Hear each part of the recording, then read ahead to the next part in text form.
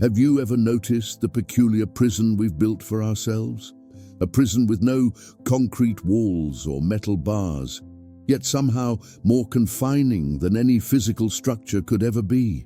I'm talking about the prison of other people's opinions, that invisible cage constructed from the bricks of expectations, the mortar of judgments, the locks of approval seeking.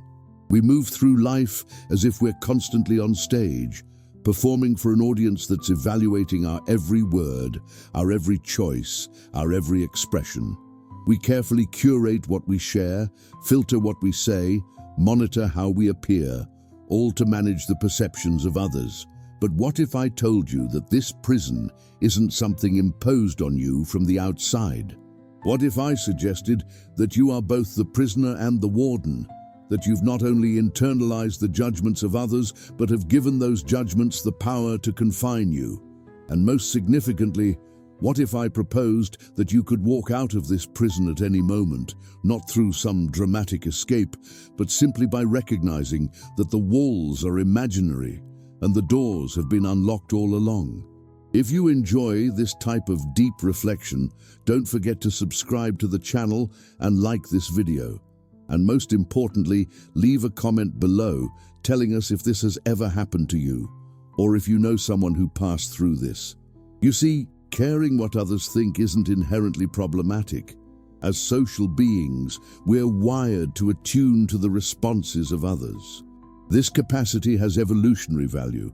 It helps us maintain group cohesion, navigate social norms, build cooperative relationships. But somewhere along the way, something profound gets distorted. What begins as a healthy awareness of others transforms into an unhealthy preoccupation with their judgments. We stop seeing others' opinions as useful feedback and start treating them as ultimate arbiters of our worth. We hand over the keys to our self-definition to people who have never lived inside our skin, and the cost of this surrender is immense. It's not just the constant anxiety of wondering how we're being perceived, though that alone is exhausting. It's not just the energy spent on curating our external presentation, though that too drains our life force. No, the real tragedy is deeper. When we organize our lives around others' perceptions, we gradually lose contact with our authentic selves. We become so skilled at shape-shifting to meet expectations that we forget who we are when no one is watching. We lose the ability to hear our own inner voice beneath the cacophony of projected opinions. The first thing that happens when you stop caring what others think is you experience a profound and sometimes disorienting freedom. Like a prisoner stepping outside after decades of confinement, the sudden absence of familiar constraints can feel both exhilarating and terrifying. The air tastes different. The landscape looks foreign. You realize how much of your life has been governed by invisible rules that you never consciously chose to follow, yet somehow became the architecture of your existence. I remember speaking with a woman, let's call her Eliza, who spent her entire life trying to fulfill her family's expectations. Straight A student, prestigious college, conventional career, appropriate partner, all the boxes checked, all the approvals earned. But beneath this perfectly curated life, she felt hollow, like she was living someone else's story. Then, in her late 30s, after a health scare that forced her to confront her mortality, something shifted. She described it as the death of caring what they thought. Suddenly, she told me, I could see how I'd imprisoned myself. No one had actually forced me to live this way. I'd done it to myself, one compromise at a time, one authentic desire suppressed at a time, one truth unspoken at a time. And I realized that I could just stop. And so she did. She left her career, ended her relationship, moved to a different city, and began creating a life that resonated with her deeper values. The freedom was overwhelming at first, she said. I had to learn who I was without the scaffolding of others' expectations, but I wouldn't trade this authentic uncertainty for that inauthentic certainty, not for anything. The second thing that happens when you stop caring what others think is you encounter resistance, both internal and external. Internally, the habit of seeking approval doesn't dissolve overnight. You'll find yourself reaching for the familiar comfort of external validation, checking for likes and comments, scanning faces for signs of approval, adjusting your behavior to avoid disapproval. The neural pathways of approval seeking have been strengthened through years of repetition, and they don't rewire easily. Each time you choose authenticity over approval, you're literally creating new neural connections, but the old patterns will continue to assert themselves, especially under stress. Externally, you'll discover that many people in your life have a vested interest in your continuing to care what they think. Your liberation threatens their control, your authenticity disrupts their projections, your self-definition challenges their ability to define you. And so they'll resist, sometimes subtly, sometimes overtly. They'll use all the tools that worked in the past, guilt, shame, criticism, withdrawal of affection, to try to get you back in line. Not because they're malicious necessarily, but because your change disrupts the equilibrium of the system, and systems instinctively resist disruption. I once knew a man who, after decades of suppressing his artistic talents to pursue a respectable career that pleased his achievement-oriented family, finally decided in his 50s to commit himself to painting. The backlash was immediate. Family members questioned his sanity, reminded him of his responsibilities, expressed concern about his financial security. Friends were uncomfortable with this deviation from the person they thought they knew. Colleagues were confused by his shifting priorities. It was as if the entire social system around him mobilized to push him back into his familiar role. But here's what's fascinating. When he held firm, when he continued to follow his authentic path, despite the resistance, something began to shift, not in him, but in them. Slowly, the people who truly cared about him adjusted to this more authentic version of him. Some even found inspiration in his courage. Those who couldn't adapt gradually drifted to the periphery of his life, and new people who resonated with his authentic self began to appear. The ecosystem around him reorganized itself to support his truth rather than his performance. The third thing that happens when you stop caring what others think is you develop a more accurate perception of reality. When you're constantly filtering your experience through the lens of others' judgments, you're not actually seeing what's in front of you. You're seeing projections, anticipations, imagined scenarios. You're living in a hall of mirrors rather than in direct contact with life itself. But as you release the need for approval, the filters begin to dissolve. You start to see people as they are, not as judges to be impressed or critics to be feared. You also begin to see yourself more clearly.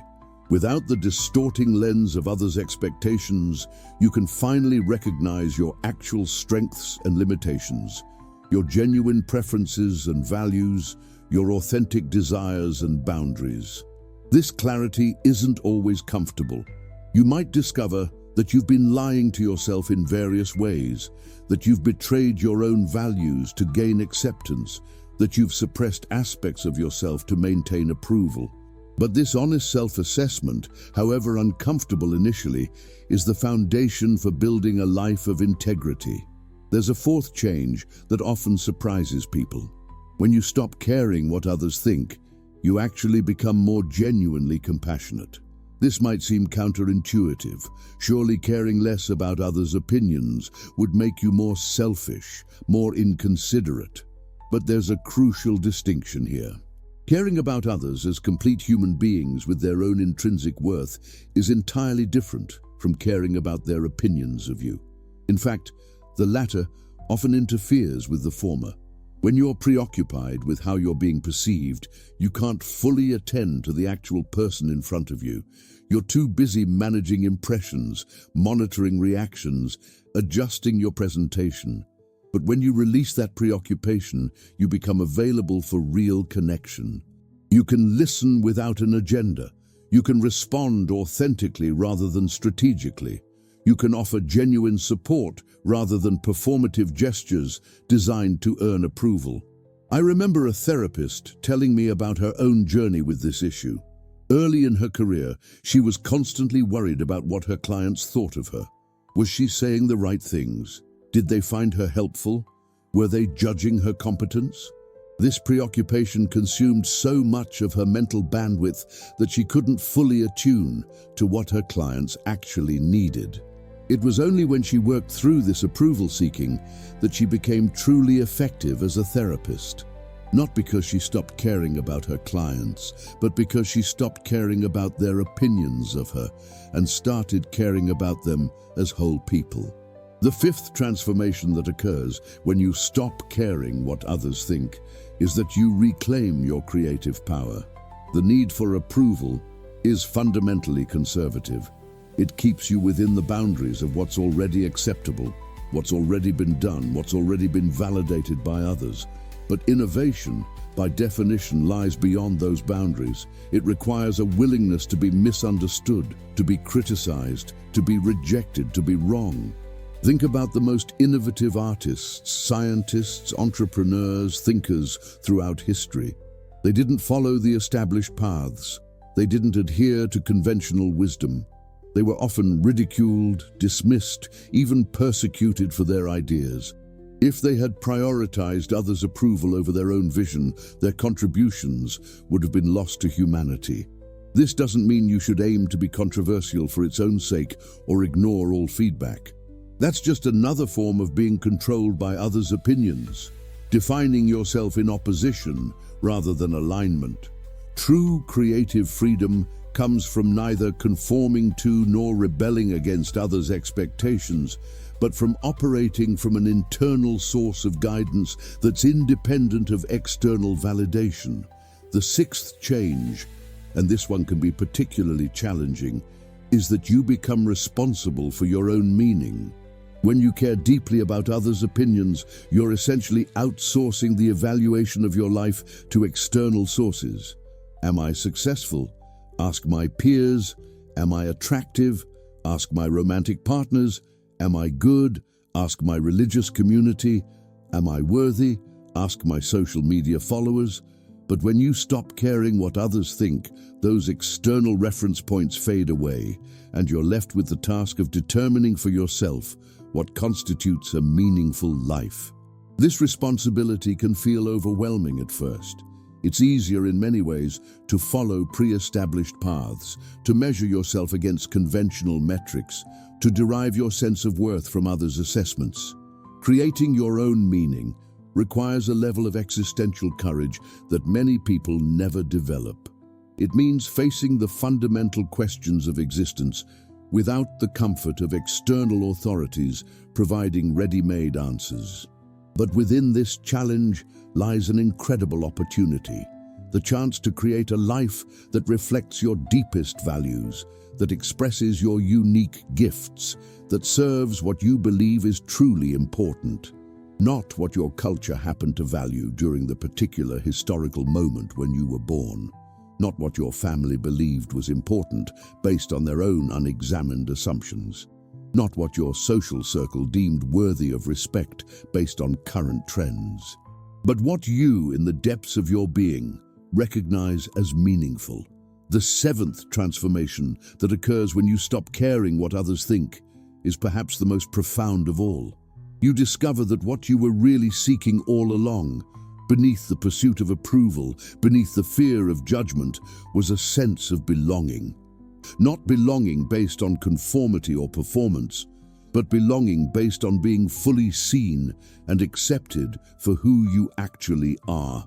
And paradoxically, this authentic belonging becomes possible only when you stop trying to belong by managing others' perceptions. When your self-worth is dependent on others' opinions, you can never truly relax into connection. There's always the fear that if you show too much of your real self, you'll be rejected.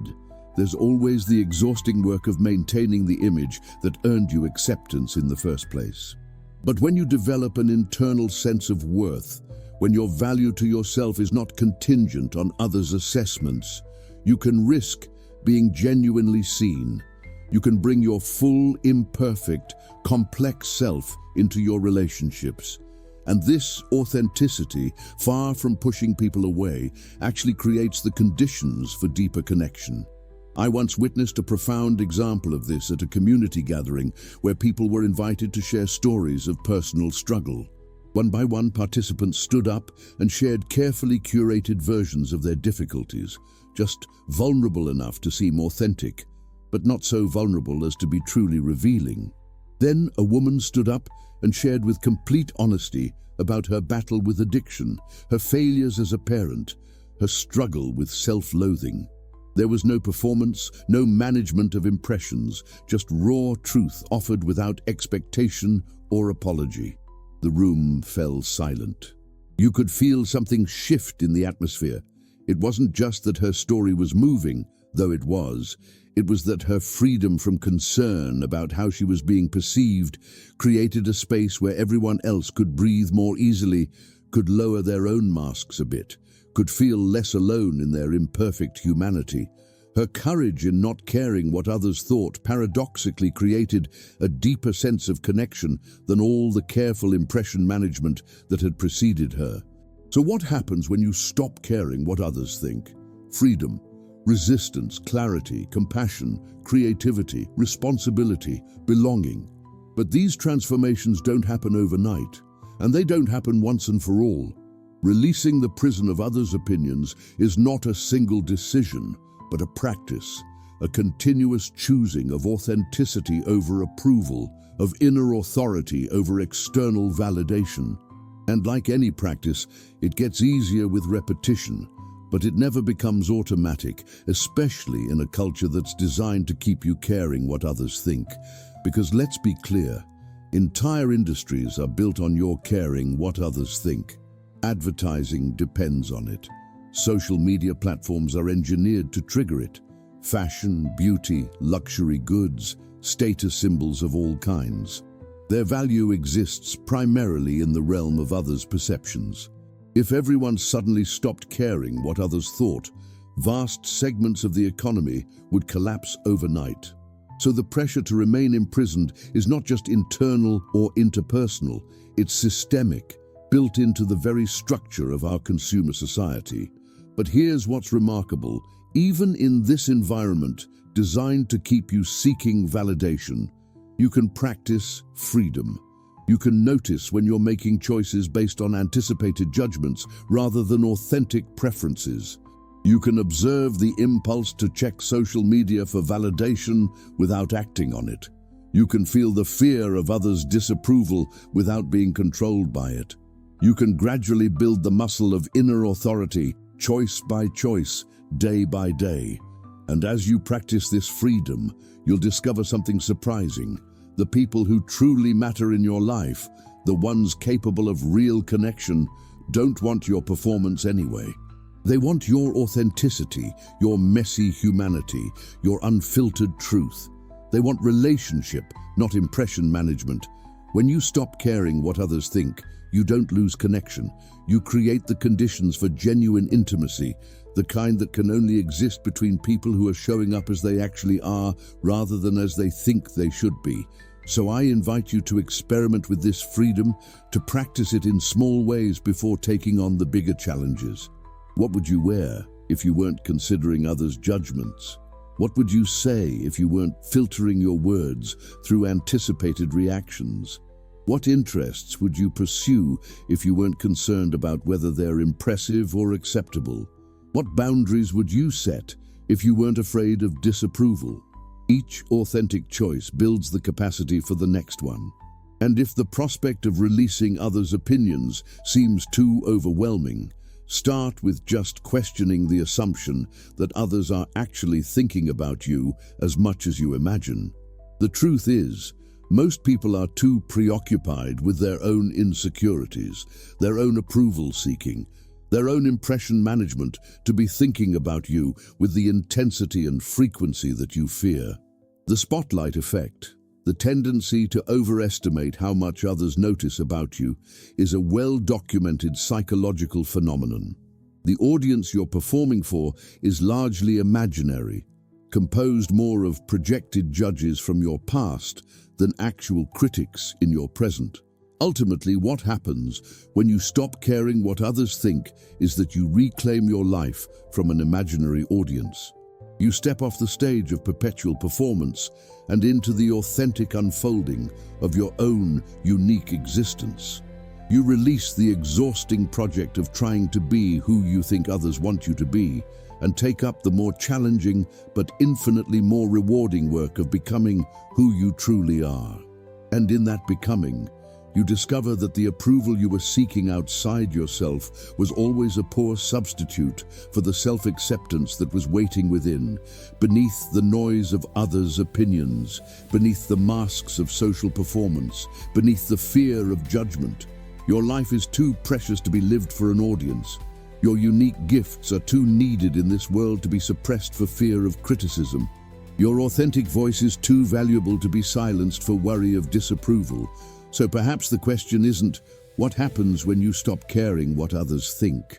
But rather, what happens if you continue to care? What parts of yourself will remain unexpressed? What contributions will remain unoffered? What joy will remain unexperienced? What truth will remain unspoken? The prison of others' opinions is one you can walk out of any time. The door has always been unlocked. And on the other side is the life that's been waiting for you all along. Not perfect, not without challenges, but wholly and uncompromisingly yours.